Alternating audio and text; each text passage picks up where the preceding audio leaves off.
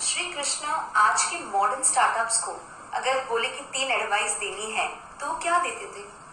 मैं तो हमेशा ये कहूंगा कि वो आज भी वही एडवाइस दे पाएंगे जो भगवत गीता में दिया है कि उद्धरे आत्मानम। तो बेसिकली आपको उठ के चलना है, बैठना नहीं है। सो मैं आपको कहूंगा इनिशियल स्टेज ऑफ स्टार्टअप आपके पास कोई काम नहीं रहेगा। First you have to go behind the work and then the work comes behind you. तब मैं हमेशा कहता हूँ सुबह उठो 7 बजे और घर से बाहर निकलो, और घर पे बोलो कि बहुत काम है, और काम नहीं है तो भी घर से बाहर निकलो। फिर तो कहीं लाइब्रेरी में जाके बैठ जाओ, किताबें पढ़ो, कुछ पढ़ते रहो। और मैं तो खुद ये कर चुका हूँ कि जब इनिशियल स्टेजेस में सुबह निकल जाता था, रात को 12 बजे आता था घर पे, तो लोगों को ऐसे लगता था कि बहुत काम है। काम नहीं था, फिर भी कर्मयोग कर रहा था। तो मैं कहता हूँ startups is not going to be rosy, और शायद आप अपने घर वालों को बता भी नहीं पाओगे, बिकॉज एवरी जनरेशन आपको जो अपने प्रीवियस जनरेशन है माँ पिता को समझा भी नहीं पाएगी। जैसे आजकल बहुत सारे जो डिजिटल एंटरप्रेन्योर्स है, तो क्या है, कैमरा और मोबाइल के आगे बैठा होता है, समझ में नहीं आएगा। Don't try to explain but continue your work with their blessings. तो मैं कहता हूँ स्टार्टअप्स इनिशियल फेजेस में बहुत लोनली होते हैं, मुझे पता है ये बात, बट डोंट गिव अप। कर्मयोग, और दूसरा जो शब्द है योगों के साथ वो है उद्योग। तो कर्मयोग जैसे एवरीबॉडी अंडरस्टैंड, उद्योग का मतलब क्या? उद्ध, ऊपर जाना। जो योग आपको ऊपर लेके जाता है, केवल आपको ही नहीं, पूरे समाज को। तो अगर आप आज, वैसे भी आजकल जॉब बहुत कम मिलते हैं और एंटरप्रेन्योर ज्यादा बन रहे हैं, यू हैव टू बी उद्योगी and A Karmayogi simultaneously. Ma'am आप क्या एडवाइस देना चाहेंगे? एक तो सबसे बड़ा एडवाइस कृष्ण जी का यही है कि इट्स ओके, आप अपने धर्म में स्ट्राइव करो इंस्टेड ऑफ कॉपिंग अदर्स धर्म। करेक्ट। कि आप जो आपकी थॉट प्रोसेस है, जो आप काम करना चाहते हैं, जो आपकी सोच है, उस पर मेहनत करना ज्यादा अच्छा है। हो सकता है उसका फल आपको थोड़ा समय लग रहा है मिलने में, रादर देन कि आप सोचे कि भाई उसका काम तो सफल है, चलो भाई वही कर लेते हैं। क्योंकि उसका इसीलिए है क्योंकि उसने अपने माइंडसेट में उसकी जो स्ट्रेंथ है, उसका जो काम है, उसका जो थॉट प्रोसेस है, उस पर काम किया। पर वो तुम्हारा नहीं है। करेक्ट। तुम सिर्फ बाहर के तामझाम को देखकर शायद इम्प्रेस हो रहे हो, तुम अंदर के काम को नहीं देख रहे हो। और वो इसीलिए सफल है क्योंकि वो उसकी सोच है। करेक्ट।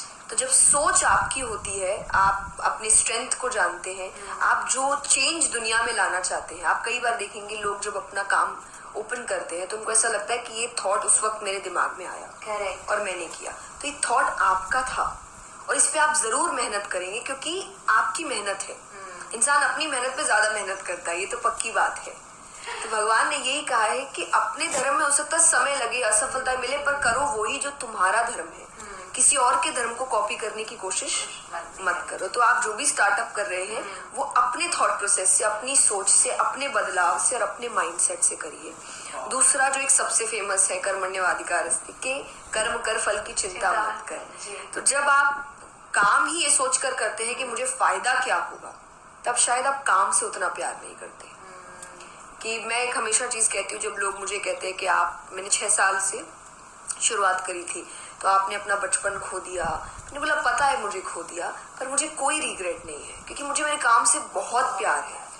तो जब आपको अपने काम से प्यार होता है ना, तो जो चीजों का नुकसान भी आपको कोई दिक्कत नहीं होती है। आपको ऐसा लगता है कि चलेगा, पर मुझे करना तो यही है, ये मेरी ड्यूटी है, ये मेरा काम है और मुझे इसी को करना है। और यही व्यक्ति सफल होता है।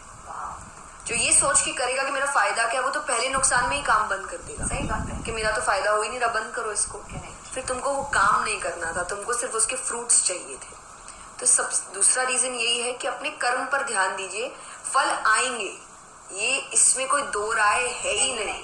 ये मतलब कोई सोचे कि इसके बिना कैसे फल नहीं आए, तो नहीं आए तो ये कहीं नहीं लिखा है कि फल नहीं आएंगे। ये बोला तुम्हारे कंट्रोल की चीज नहीं है। कि जब एक बच्चा पढ़ता है तो कौन सा टीचर आंसर चेक करेगा, किस मूड में करेगा, ये तुम्हारे कंट्रोल की बात नहीं है। पढ़ना हमारे पढ़ना और क्या लिखना ये तुम्हारे कंट्रोल की है। लेकिन वही पढ़ने के समय व्यक्ति सिर्फ ये सोच रहा है कौन सा टीचर बैठेगा, मेरी सीट कौन सी होगी, मेरे बगल में कौन बैठेगा। अरे इतना समय तुमने अगर पढ़ने में बिताया होता तो शायद इसकी जरूरत नहीं पड़ती। सही बात है।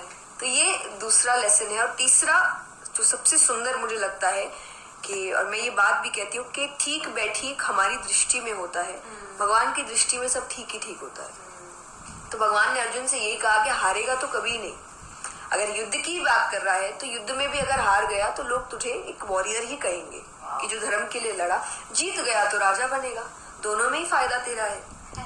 तो आप कोई भी काम करिए, तो अगर आपका काम नहीं भी हुआ तो उस वक्त आपको वो लेसन मिलेगा, वो एक बहुत अच्छी वही एक्सपीरियंसेस बनते हैं ना आपके। आज हम बुजुर्गों से क्यों इतने खुश हैं, वो उनके अनुभव है और वो अनुभव कई बार गलतियों से ही आए हैं। तो वो गलती भी गलत कहाँ हुई अगर आपको इतनी अच्छी सीख देकर जा रही है। यहाँ भी फायदा, जीत गए तो ऐसे भी फायदा। तो ठीक भगवान की दृष्टि में सब ठीक है। या आप बैठीक को वर्ड अपनी दुनिया से हटा दीजिए कि जो भी होगा ठीक ही ठीक होगा, मुझे कुछ ना कुछ तो मिलेगा ही। कर्म कर फल की चिंता मत करिए। एक लीडर की लाइफ में स्पिरिचुअलिटी का क्या महत्व होता है?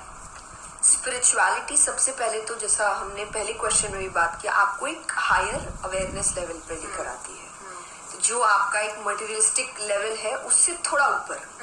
और जब आप एक लीडर की बात करते हैं तो लीडर सिर्फ अपने बारे में नहीं सोचता, वो सबके बारे में सोचता है, इसीलिए वो लीडर है। करेक्ट। एक सिर्फ अपना काम करने वाला नहीं है, वो लोगों को लीड करने वाला है। तो अगर आपको लोगों को लीड करना है तो पहले आपको अपने बारे में सब कुछ जानना पड़ेगा। अपने, चाहे वो बॉडी के रूप में है, चाहे आपके सोल के रूप में है, आपका स्ट्रेंथ है, आपकी वीकनेस है, ये उसको खुद के बारे में पहले सब कुछ पता होना चाहिए।